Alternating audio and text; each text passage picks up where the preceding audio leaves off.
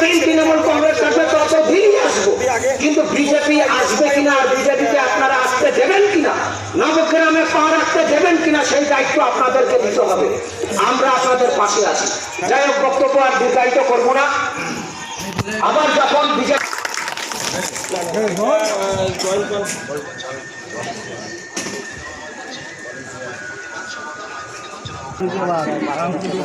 এবারে আপনাদের সামনে মূল্যবান বক্তব্য রাখবেন আমাদের সুগুনা অঞ্চল তৃণমূল কংগ্রেসের সভাপতি সম্মানীয় শিক্ষক তারকনাথ চন্দ্র, সকলের প্রিয় আমাদের সভার অভিভাবক তারকনাথ চন্দ্র তার মূল্যবান বক্তব্য রাখবেন।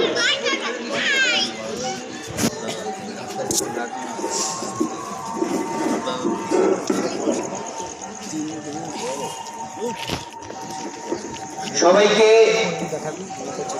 শুভ সন্ধ্যা জানিয়েই শুরু করছি। আজকে 24 ঘন্টা অতিক্রান্ত হয়নি, বিজেপির নেতৃত্বে পরিচালিত ভারতীয় নির্বাচন কমিশন নবগ্রামে যে নরমত যজ্ঞ চালিয়েছে তার প্রতিবাদে শহর অঞ্চল তৃণমূল কংগ্রেসের পক্ষ থেকে আমরা এই প্রতিবাদ করছি। শুধু এইটুকু বলতে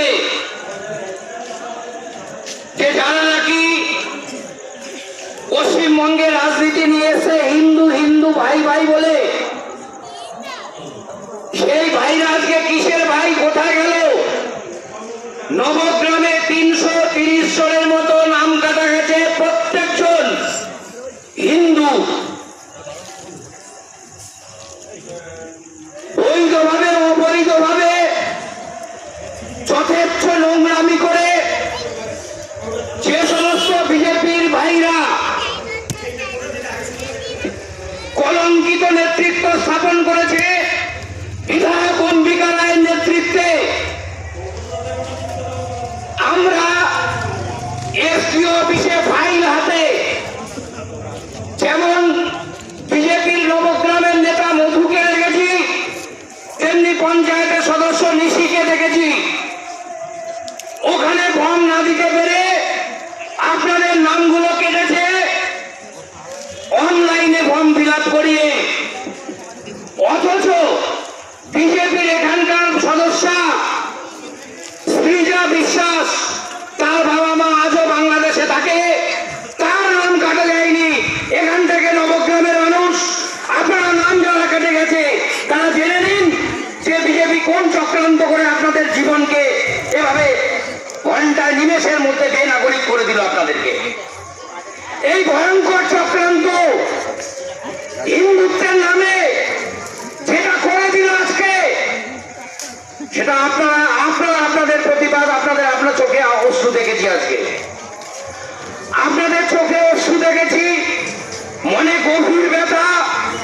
এই ব্যথার শরীর আমরা সবাই। এই জঘন্য চক্রান্তের মুখগুলোকে আপনারা নবগ্রাম থেকে আগামী দিনে বিতাড়িত না করতে পারলে এখানে না রাজনৈতিক, না সামাজিক, না সাংস্কৃতিক কোন উন্নতি ঘটবে। পরিষ্কার করে বলে দিচ্ছি, এই জঘন্য গণতন্ত্রের উপর আক্রমণ, আমার মা ভাই বোনদের নাম কেটে দেওয়া, তাদেরকে নিমেষের মধ্যে বেনাগরিক করে দেওয়া, এটা অল ইন্ডিয়া তৃণমূল কংগ্রেসের নেত্রী মমতা বন্দ্যোপাধ্যায়, সাধারণ সম্পাদক অভিষেক বন্দ্যোপাধ্যায় এগুলো সইবেন না, মানবেন না। একের পর এক আপনাদের নাম বাঁচানোর জন্য মমতা বন্দ্যোপাধ্যায় ভারতবর্ষের প্রথম মুখ্যমন্ত্রী যিনি সুপ্রিম কোর্টে অ্যাপিয়ার করেছেন আপনাদের জন্য। কিন্তু এই ঘৃণ্য চক্রান্তে বলি আপনারা হয়েছেন, কিন্তু আমরা হতোদ্যম নই। এখানে অনেকের নাম কাটা হয়েছে উদ্দেশ্য প্রণোদিত ভাবে।